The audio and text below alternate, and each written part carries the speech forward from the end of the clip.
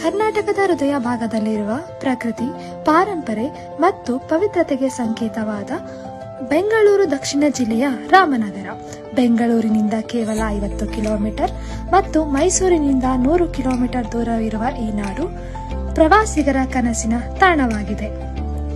ಹೆಸರಾಂತ ಚಲನಚಿತ್ರಗಳ ಬೆನ್ನು ಹತ್ತಿದ ಇತಿಹಾಸವಿದ್ದರೂ ಇವತ್ತಿನ ರಾಮನಗರ ಹೆಚ್ಚು ತಿಳಿಯಬೇಕಾದ ನೈಸರ್ಗಿಕ ಚಮತ್ಕಾರಗಳಿಂದ ಕೂಡಿದೆ. ಶೋಲೆ ಚಲನಚಿತ್ರ ಚಿತ್ರೀಕರಣದಿಂದ ಪ್ರಖ್ಯಾತಿಯಾದ ರಾಮದೇವರ ಬೆಟ್ಟ ಇಲ್ಲಿಯ ಶ್ರೇಷ್ಠ ತಾಣಗಳಲ್ಲಿ ಒಂದು. ಬೆಟ್ಟಗಳು, ನದಿಗಳು, ಜಲಾಶಯಗಳು, ದೇವಾಲಯಗಳು ಎಲ್ಲವೂ ಒಂದೇ ಜಿಲ್ಲೆಯಲ್ಲಿ ಒಂದೇ ದಿನದಲ್ಲಿ ಕಾಣಬಹುದಾದಷ್ಟು ಹತ್ತಿರ. ರಾಮದೇವರ ಬೆಟ್ಟ. ಈ ಪುಣ್ಯ ತಾಣವು ರಾಮಾಯಣ ಕಾಲದ ಹೆಜ್ಜೆಯ ಗುರುತು ಹಿಡಿದಿದೆ. ಇಲ್ಲಿನ ಹಕ್ಕಿಗಳು, ಅಭಯಾರಣ್ಯ, ರಕ್ಕ ಸಂಬಂಧಿ ತರಹದ ಬಂಡೆಗಳು, ಟ್ರೆಕ್ಕಿಂಗ್ ಆದಿಗಳು ಇದು ಪ್ರಕೃತಿಯನ್ನು ಒಪ್ಪಿಕೊಳ್ಳಲು ಅನುವು ಮಾಡಿಕೊಡುವ ತಾಣ. ರಾಮನಗರದಿಂದ ಕೇವಲ 5 ಕಿಲೋಮೀಟರ್. SRS ಶ್ರೀ ರೇವಣಸಿದ್ದೇಶ್ವರ ಬೆಟ್ಟ ಧಾರ್ಮಿಕ ತಾಣ ಮತ್ತು ಪ್ರವಾಸಿಗರ ನೆಚ್ಚಿನ ಟ್ರೆಕ್ಕಿಂಗ್ ಪಾಯಿಂಟ್. ಇಲ್ಲಿ ಸಹಜವಾಗಿ ಒಬ್ಬರಲ್ಲೊಬ್ಬರ ಶ್ರದ್ಧೆಯು ಸಾಹಸವೂ ಬೆರೆಯುತ್ತದೆ. ಬೆಟ್ಟದ ತುದಿಯಿಂದ ಬರುವ ಗಾಳಿಯ ತಂಪು ಮತ್ತು ನೋಟ ನೆನಪಿಸಿದರೂ ರೋಮಾಂಚನ.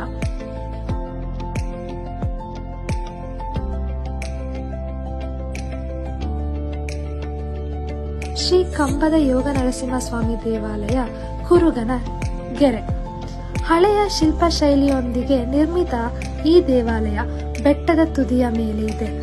ಇಲ್ಲಿ ನರಸಿಂಹನ ವಿಶಿಷ್ಟ ಮೂರ್ತಿ ಮತ್ತು ಕಂಬದ ಹಿಂದಿನ ಐತಿಹಾಸಿಕತೆ ಇದರ ವಿಶೇಷ. ರಾಮನಗರದಿಂದ ಸುತ್ತ 30 ಕಿಲೋಮೀಟರ್ ದೂರದಲ್ಲಿದೆ. ಮೇಕೆದಾಟು ಮತ್ತು ಸಂಗಮ.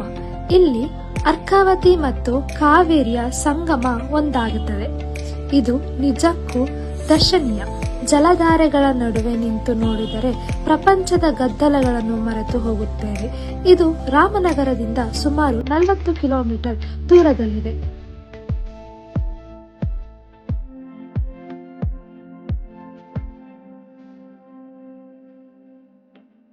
ಕಣ್ವ ಅಣೆಕಟ್ಟು. ಈ ಜಲಾಶಯ ಹಕ್ಕಿಗಳ ದರ್ಶನ, ನದಿಯ ನಿಶ್ಚಲ ಹರಿವು, ಸೂರ್ಯಾಸ್ತದ ಹೊಳಪು ಎಲ್ಲವನ್ನೂ ನೀಡುತ್ತದೆ. ಇದು ರಾಮನಗರದ ಅತ್ಯಂತ ಶಾಂತ ತಾಣಗಳಲ್ಲಿ ಒಂದಾಗಿದೆ. ಕೇವಲ 12 ಕಿಲೋಮೀಟರ್ ದೂರದಲ್ಲಿದೆ.